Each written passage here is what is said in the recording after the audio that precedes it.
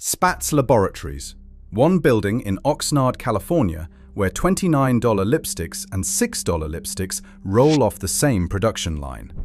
Same formulators, same machines. The only difference is the logo on the tube.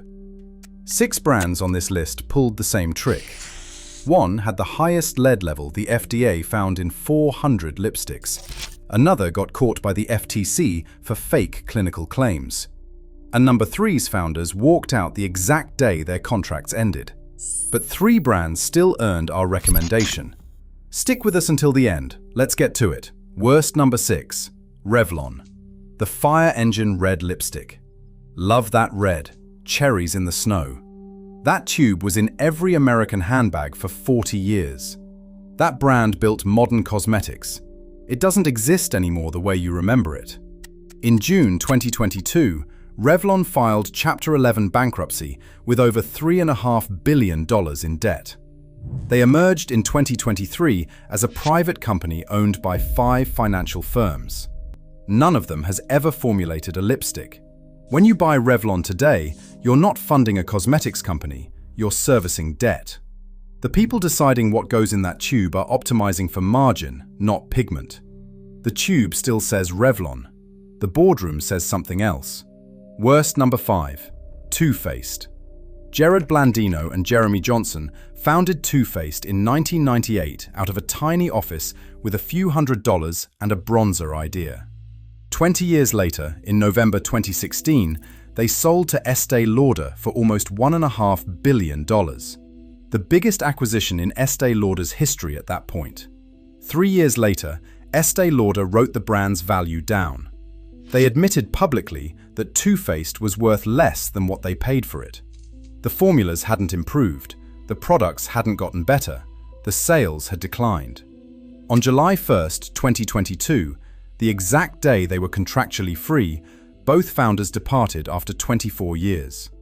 Blandino told Women's Wear Daily, "When we sold to Estee Lauder, that process was a lot different than I thought it was going to be, and it was a lot more difficult in a lot of ways. They immediately launched a competing brand.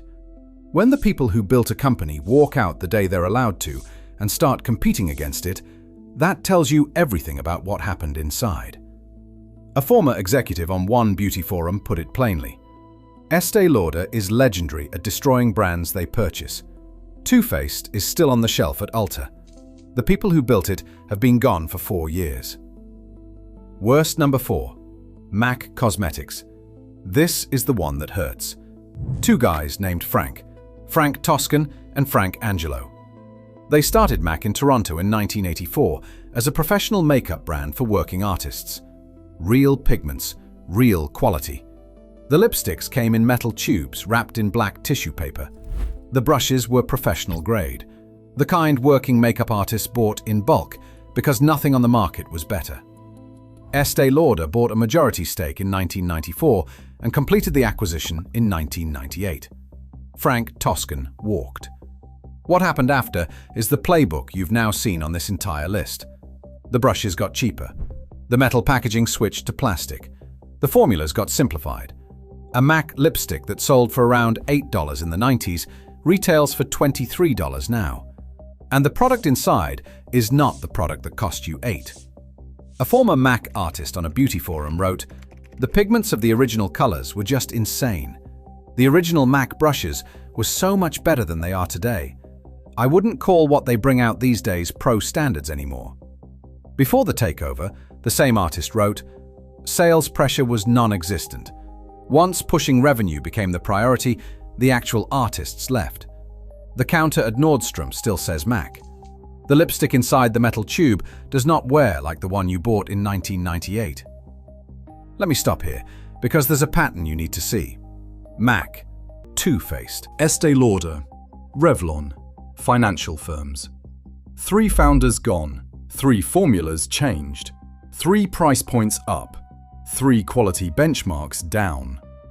This isn't 3 separate stories, it's one story told 3 times. Buy the brand, cut the formulation budget, ride the reputation until the reviews go bad. Sell it to the next buyer before the numbers catch up. And the regulator that's supposed to be watching? Under the Modernization of Cosmetics Regulation Act, signed in 2022, the first major update to US cosmetics law in 84 years, companies have to register products and report serious adverse events. They do not, at any point, have to prove a single product actually works. The word dermatologist tested on a label has no legal definition. It means whatever the company wants it to mean. The word hypoallergenic has been legally meaningless since 1975, when Clinique sued the FDA to block a proposed regulation requiring proof, and won. That ruling is still in effect. You've been your own last line of defense. Nobody told you that. The next brand on this list charged you $29 for a lipstick that costs $6 to make. Here's how. Worst number 3. Kylie Cosmetics.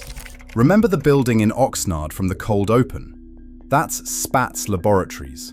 The family running it is the Nelsons. They've been manufacturing cosmetics for global brands since 1989. In 2014, the Nelson kids launched ColourPop out of the factory. In 2015, Kylie Jenner partnered with them to launch Kylie Cosmetics out of the same factory. Same family, same formulators, same building. A beauty blogger pulled the ingredient lists side by side. 21 of the 31 ingredients in Kylie's concealer matched ColourPop's. The liquid lipsticks tested nearly identical. ColourPop liquid lipstick, $6. Kylie Lip Kit, $29. 4 times the price for the name on the tube. Public industry data puts prestige cosmetics at 70 to 90% gross margins. A $29 Kylie lipstick costs roughly $2 to manufacture. Of every $29 you spend on a lip kit, about $25 is not going to the product. Where is it going? Influencer deals, celebrity licensing fees, the cost of being Kylie Jenner on Instagram. That's what you're funding. Worst number 2. L'Oréal Paris. 5 of the top 10 most lead-contaminated lipsticks in the FDA's 400 product study came from L'Oréal USA brands. That's not a coincidence. That's the supplier chain. Same contract factories, same pigment sources, same quality controls across their entire mass-market portfolio. But that's not even the biggest problem.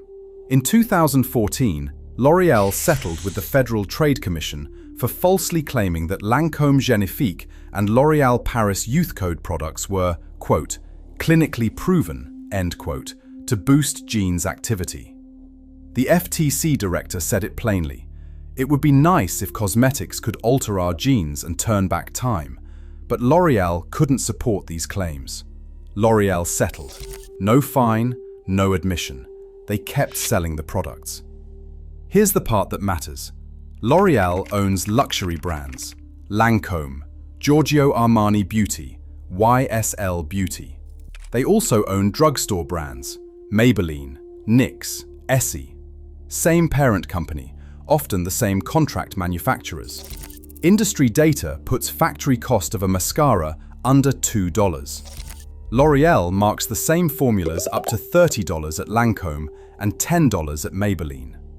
You're not paying for better ingredients at Lancôme, you're paying for the box. Worst number 1.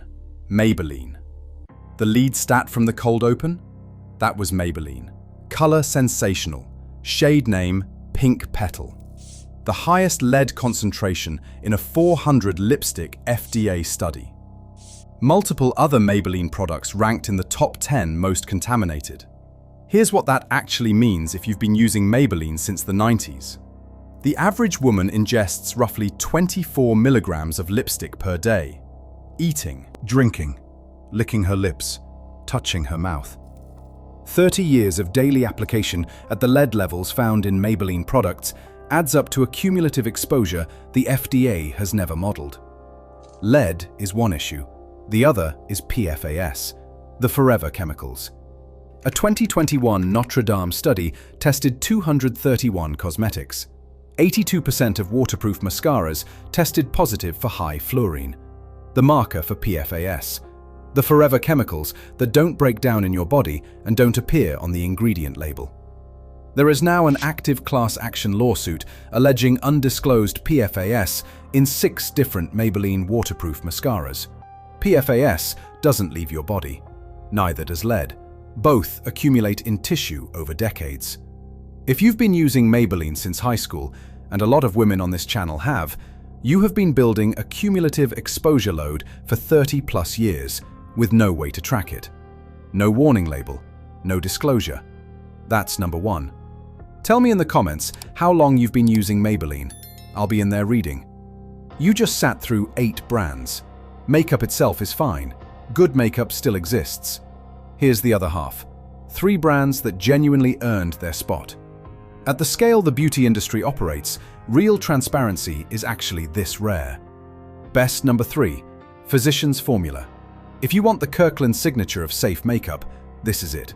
Founded in 1937 by an allergist named Dr. Frank Crandall. He built the brand for his wife Edith, who had lupus and couldn't tolerate any of the conventional makeup on the market. Clean beauty, 8 decades before the marketing term existed. Still owned by Marquin's Beauty Brands, a family company out of Los Angeles. Not private equity, not a conglomerate, not a founder who sold out and walked. They maintain what they call a never list of over 500 harsh chemicals excluded from every product. Their products consistently score a 1, the best possible rating. On the Environmental Working Group's Skin Deep database, the Murumuru Butter Bronzer runs around $15. The Healthy Foundation is around $14. Almost nothing in the line is over $20. Available at Target, Walmart, CVS, Walgreens, and Ulta. Maximum accessibility. Honest caveat. The shade range has historically been limited, though it's improving. That's the only real knock on this brand. Best number 2. Ilia Beauty. The clean brand that's actually clean. Founded by Sasha Plabsik. Acquired by the Clarins family. A luxury beauty family, not a private equity firm. Which let Ilia keep its founder, its formulation team, and its independence. Their star product is the Super Serum Skin Tint SPF 40. $48. It contains hyaluronic acid, niacinamide, plant-based squalane, and non-nano zinc oxide. That's mineral SPF. The sunscreen type the Environmental Working Group rates safest. In a clinical study of 52 women, 90% reported reduced wrinkles and fine lines after 28 days of use. That's not a marketing claim, that's a clinical trial result. Dr. Anna Chacon, a board-certified dermatologist, recommends it by name. This multitasking product contains mineral SPF, niacinamide, and squalane. It gives great sheer coverage and hydration without clogging pores. Available at Sephora and Nordstrom. Honest caveat. The finish is very dewy. If you have combination skin, you'll want to set it with powder. Best number 1. Jones Road Beauty. Made by a woman your age, for women your age. In 1995, Bobbi Brown sold her namesake brand to Estee Lauder for around $75 million. She signed a 25-year non-compete. She left the company in 2016 with 4.5 years still on the clause.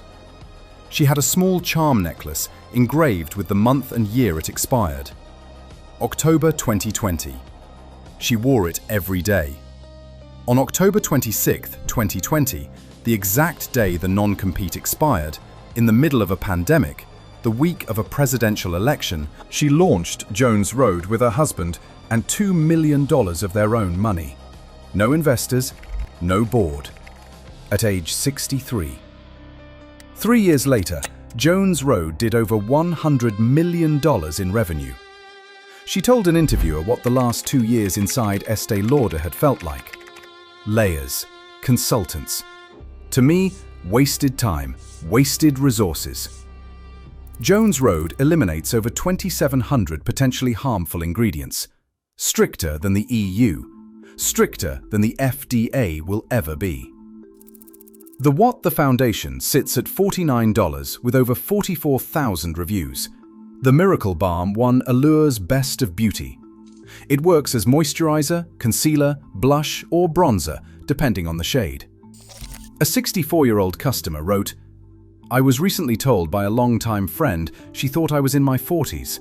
This brand was built by a woman in her 60s who watched a conglomerate gut quality for 20 years and then built something better the moment she was legally allowed to." That's the whole list. You now know something most people standing in the makeup aisle don't.